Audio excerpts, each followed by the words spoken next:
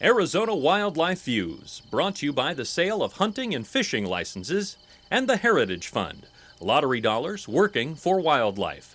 Some projects made possible by the Sportfish and Wildlife Restoration Fund.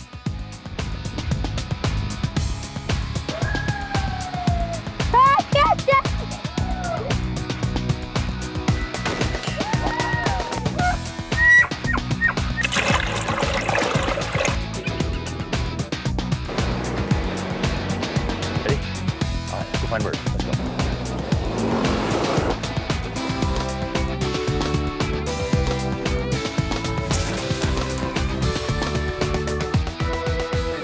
Good evening and welcome to Arizona Wildlife Views. I'm your host, Jim Harken. Tonight, we take you and your best friend and go out in the field. And we're going to teach you how to keep your best friend safe, provided your best friend is a dog. Then we're going to meet one of the most fascinating and infamous creatures in Arizona, the Gila monster. But first, I had been dreaming about getting that first Gould's turkey tag down in Unit 29. I was so sure that was going to be mine. I had my wife Mary cooking the stuffing and the potatoes. I was sure it was going to be mine. But then I learned that things in life aren't always fair. Not only didn't I get the tag, but it went to a girl, and a young girl at that. But I figure if I wasn't the one to get the tag, there was no one more deserving than Katie. Gould's wild turkeys once thrived in the mountains of Arizona. However, population has declined dramatically around 1900. And by 1920, the Gould's wild turkey had all but disappeared from Arizona's landscape. Since 2003, the Arizona Game and Fish Department and the National Wild Turkey Federation have transferred more than 200 Gould's wild turkeys from Mexico into the mountains of southern Arizona as part of the Go for the Goulds project. Starting in the early 1980s, the first Gould's turkeys were released into the Huachuca Mountains. The turkeys are doing extremely well, and the Huachuca Mountains are currently used as a source population to transfer into other mountain ranges. The second mountain range where turkeys were released were the Chiricahua Mountains. Pick him up. This is an adult hen. And hopefully she'll be our next, bringing on our next generation of birds here in the Catalinas. Since 2003, approximately 120 birds were released into the Chiricahuas, and they are thriving and doing well, expanding to all portions of the mountain. The Catalina Mountains, the Santa Rita Mountains, and the Pinaleño Mountains all have viable populations of Gould's turkey at this point. Arizona Game and Fish Department biologists, they closely monitor the birds to determine their survival, their movements, and their reproduction. Current estimates show that Gould's turkeys are expanding their population and their range. Every spring, wildlife managers survey turkey populations by doing call counts. The wildlife managers are looking for total numbers, mature gobblers, jakes, which are immature gobblers, and hens. This allows us to get a better handle of populations so we can effectively issue the amount of permits within population guidelines. Arizona allows a very limited Gould's wild turkey hunt. Special license tags are used to raise money for the Go for the Goulds project. Since 2002, the NWTF Gould's tag auctions have raised almost $50,000 for Gould's wild turkey restoration efforts in the state of Arizona.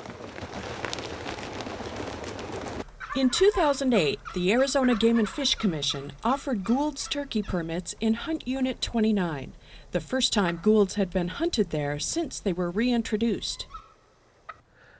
Starting spring 2009, Unit 31 will be coming online and will be the third unit where we can enjoy hunting Gould's turkeys. I got drawn, which is a big surprise. It was #1 tag. And I had this idea that I'd just pass it on to Katie, who's my 13-year-old daughter. She loves to hunt, and she went through the hunter safety class, and she was so excited. I gave it to her for her birthday.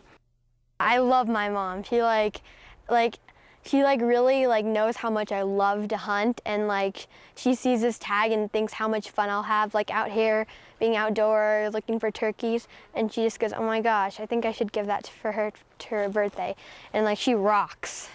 Started several years back, the Arizona Game and Fish Department has allowed the transfer of big game tags from a parent to their minor child. This will allow the minor child more opportunity to enjoy the outdoors and to hopefully get hooked in hunting. During the spring 2008 Gould's turkey hunt, I witnessed firsthand the benefits of transferring a tag to a minor child. I was introduced to Katie McMillan. She was transferred a big game tag from her mother.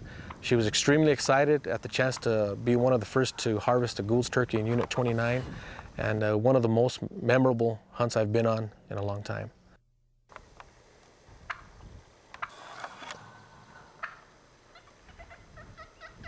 We got out in the field and called, and she and my son Bobby, and we camped and saw a lot of turkeys, and it was just a great experience. We saw a lot of turkeys, heard them gobbling in the woods. The kids had a really nice time. It got Katie all primed up and excited for the actual hunt. So who are you going to call for information on how to hunt in an unfamiliar area, especially when there haven't been hunts there before? Enter the local wildlife manager, Gilbert Gonzalez. One of the most effective ways to scout for turkeys is to, during the evening time, travel up and down the roads and actually turkey call with the intention of getting turkeys to gobble on the roost. This will pinpoint a location for you to start in the morning hours. You'll have a location to go directly to and hopefully catch some of these turkeys as they fly off the roost and start calling. And of course, it always helps to have somebody in your hunting party that has experience in calling turkeys and is very good at it. My favorite call is to call on these gobblers. I work with Katie on a few of them. She's still apprenticing at that. Do a little whine. Do a little whine. Yeah, real soft. Yeah, there you go. But my favorite call is a locator.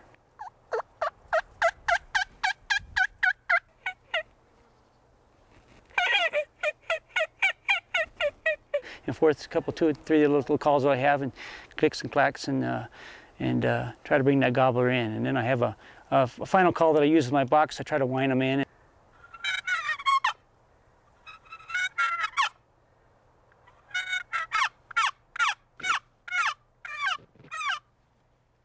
And then I do some other calls with the box. Bring that old gobbler in that way also. Well, it's really exciting. Like I was like really looking for turkeys, and I was practicing my call. My mom was video recording me, and a turkey started coming in like 5 feet away from her and heading to the direction of Shane, the caller. And my mom got all freaked out, but she couldn't move that much because then the turkey would see her, and she was like all camouflage. The turkey did not see her. Now we're going to ship. These are pretty unusual in Arizona. Yep. Congratulations. Thanks. So, Katie, exactly how big was that turkey? It's really heavy, like 35 pounds. And, well, it hurt my back, but I got it all the way up to the truck. And then I felt really proud of myself for shooting it and taking it up. Kate, congratulations. You're one of the lucky few who have been able to hunt and harvest a Gould's wild turkey in the state of Arizona. I hope that the memory of this hunt lasts with you for a long time. Congratulations and best wishes for many, many more successful hunts. Meet my buddy Dixie. If you like traveling with your dog as much as I like traveling with her, then this next story's for you. We're going to learn all about keeping our four-legged friends safe when we're out in the field. She just likes to explore. Huh, Holly? I think one of the most enjoyable components of either waterfowl hunting or bird hunting is having that companion with you, having a dog with you. With me is Gunner. He's a German short-haired pointer. This is Muggsy, and he is a registered Australian Shepherd. This is Heidi. We now affectionately call her the Queen Mum, and she pretty much rules the household. When I hike with them, I always bring their collars that have their rabies tag on it, and a tag that has his name and my phone number's on it. I've actually left my dog in the field because I couldn't find him. It's always good to have a collar just in case another hunter does pick them up. I go the extra step and have my dogs microchipped. Probably the most important thing is actually gearing up before you go out in the field. He's got a really good nose. Quail season in Arizona opens in early October. It's really hot still at that time of year. So we start conditioning our dogs, or try to condition our dogs starting in the summer. Just get them out and throw some sticks or dummies. They have all kinds of them for dogs, but keep them in shape. This way Jake's ready for the season when it starts. You can't just take him out of a kennel and expect him to run out and perform without having any exercise and things like that. Good boy, here. It's a lot like with people. Start off slow, get them used to the trails, and don't overexert the animal or yourself. Just to build up their tolerance, not only their physical tolerance, but again also the toughness of their pads, so that they're used to this kind of hike. Come on. Start running them a little bit on concrete surfaces, or we have granite out here. Let them run on the granite. It helps callus the bottom of their feet, and they don't get as many foot pad injuries. I always carry boots, dog boots. I like the rubber dog boots best. They seem to hold on better and provide better protection. One of the major things that we take, especially for people too, is water. And some people actually, they make now collapsible water bowls that you can take with you. Try to, stop maybe about every half an hour, 20 minutes, something like that, just to check and see, and they'll let you know if they're thirsty. And then I, put some water in the bowl and put it down for them and let them drink. Good boy. A dog like this, certainly with a black coat, can get heated up pretty fast. And so you got to make sure that you provide them plenty of water.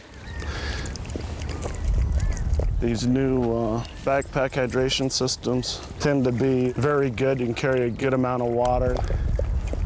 The main way that a dog cools itself is with panting.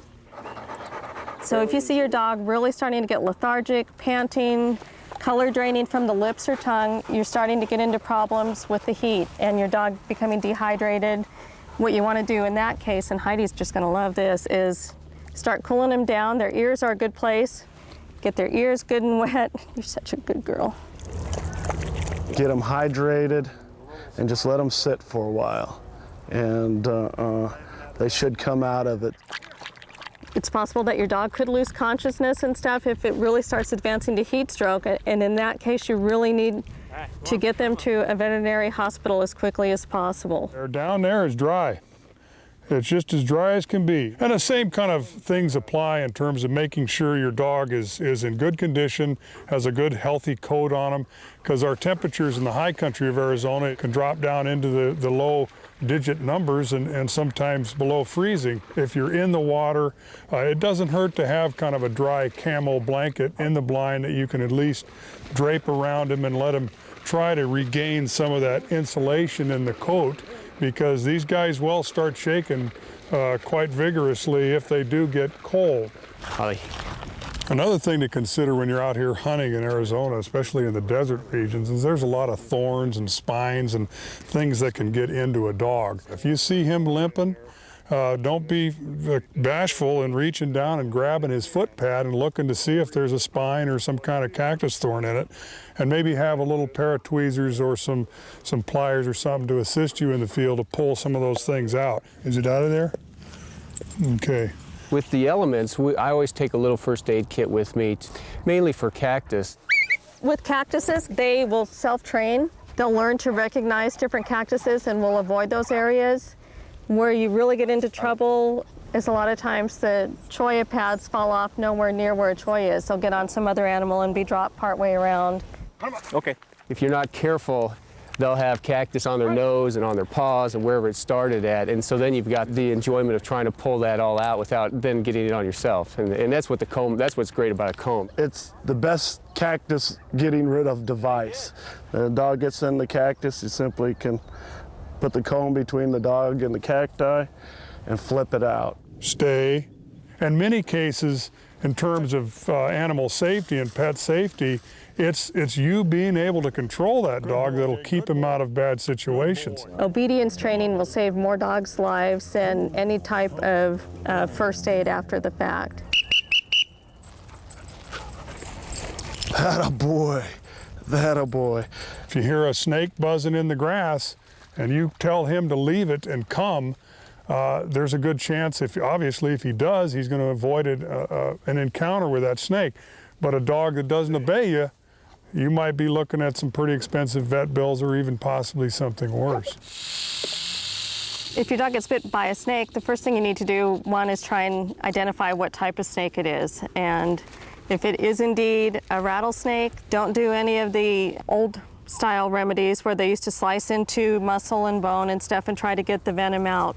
Your best bet is to try to keep your dog calm, try to isolate the area, and transport your dog in to either your vet or an emergency animal hospital. My bigger concern is jackrabbits, because these dogs, if they see a jackrabbit, they'll want to take off after them. And if they are loose, my biggest fear is them running through the desert and either hurting themselves because they're just focused on chasing the little rabbit, or getting lost. The other big thing with bird dogs and being in the field are porcupines. Most dogs will bite a porcupine and bite them repeatedly. And you do need to get those quills out, otherwise they will just continue working their way through the skin. One thing that I make sure, and I start with all my dogs early, is that I can handle their head, their mouth, without any problems of them biting me or anything like that.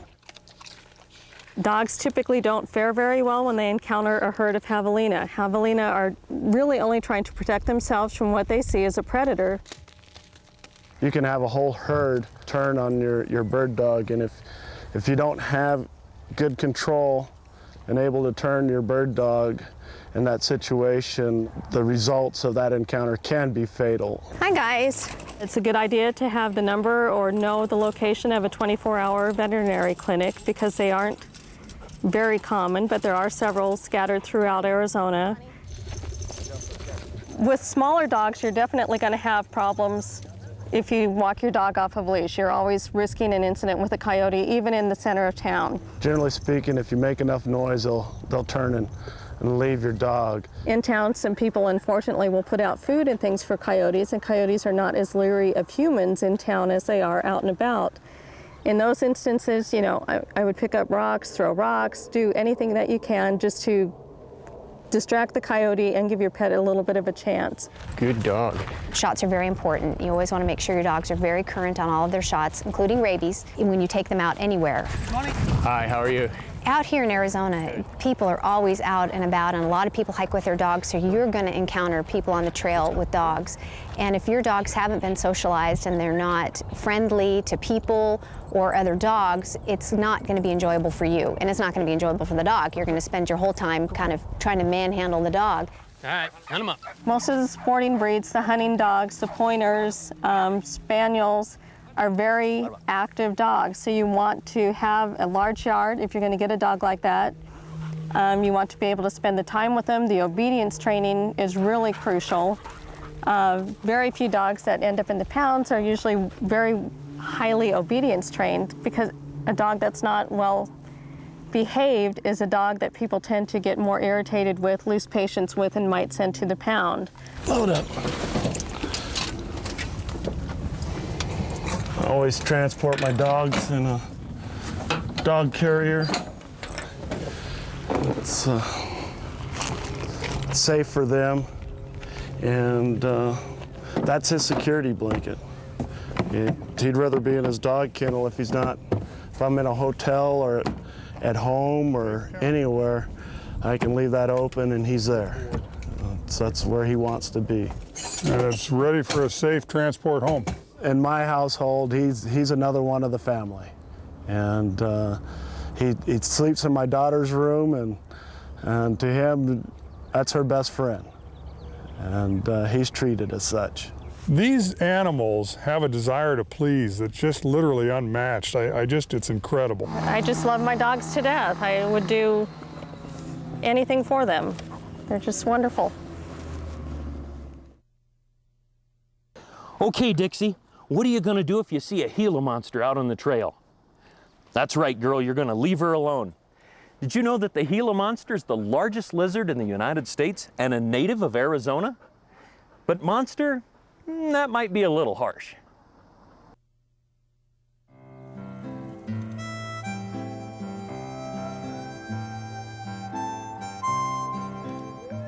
Once you've seen one, there is no mistaking a Gila monster. They are the largest lizard native to the United States. Gila monsters appear stout and have short limbs carrying an elongated body with a thick tail. A large adult can get to be 21 inches long, with hatchlings generally 6 to 6 1/2 inches long. One thing you'll notice right away about the Gila monster is their skin. It looks like beadwork, but is actually made up of individually rounded and raised scales. Embedded within the scales covering the body are small bony plates. This protective bony skin appears to have been fairly common in dinosaurs, but the Gila monster is one of the few reptiles still in existence with such an extensive use of this type of body armor. There are two subspecies of Gila monsters, the reticulated and the banded. Both subspecies are patterned the same when they hatch.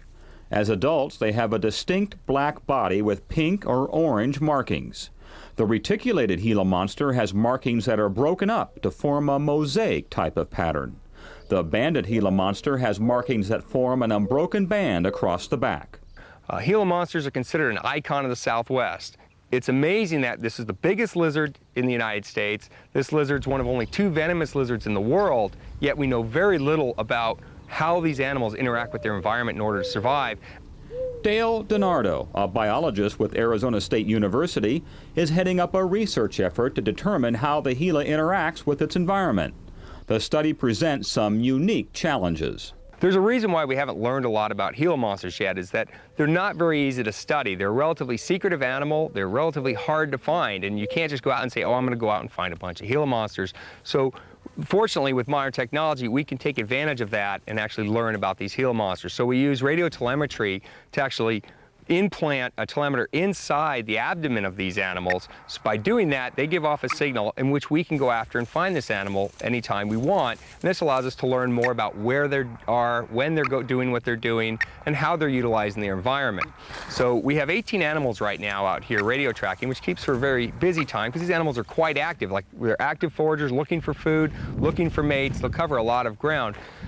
And in addition to having these radio transmitters inside them so we can track them, these animals also have temperature data loggers inside of them, meaning we put these small little devices inside their body so we can record body temperature of these animals every hour for about 3 months. And this allows us to know what is the conditions, at least the temperature conditions, of the environment in which they're at. We also know the temperature of the field site here. We have temperature of ground, different depths. We have temperature in the air and the shade on different areas. So we know what the environmental temperatures are, but by knowing what the Gila monster's temperatures are, we can know how he's utilizing that environment in order to meet its needs and make sure that it doesn't get too hot or too cold. Gila monsters are predominantly diurnal, meaning they are active during the day. They prefer relatively cool temperatures and love the water. Being a creature of the desert, they have evolved to survive and even thrive in the desert's hot, arid environment. Gila monsters like to eat big meals. In fact, an adult male Gila can consume its entire yearly energy intake in 3 or 4 meals. This allows them to consume most of their food during the limited spring activity period. Their food requirements are reduced by a low metabolic rate as well as the relatively cool body temperatures they maintain for most of the year. Gila monsters specialize in feeding on the young and eggs in nests. Gila monsters exclusively are nest raiders. They're not eating anything that's wandering around. They forage widely looking for nests, and they're looking for nests of mammals, small mammals, birds, and even reptile eggs. Their primary activity period coincides with the availability of their main food source, the nesting Gambel's quail. Immediately after eating, large quantities of a hormone that reduces blood sugar levels begins to circulate in the Gila's blood. This is believed to slow down the Gila monster's metabolism. A synthetic version of this hormone is currently being investigated as a treatment for human diabetes.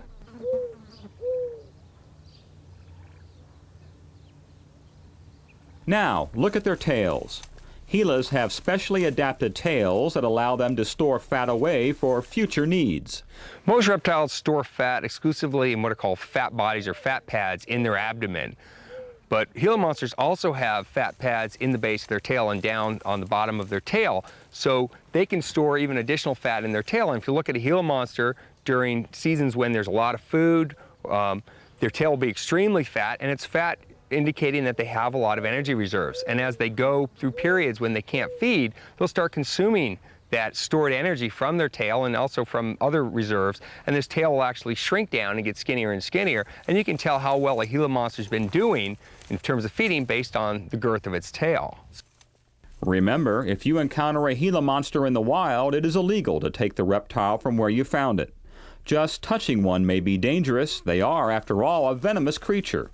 Just look, take pictures if you want, and marvel at the diversity found in our wildlife here in Arizona.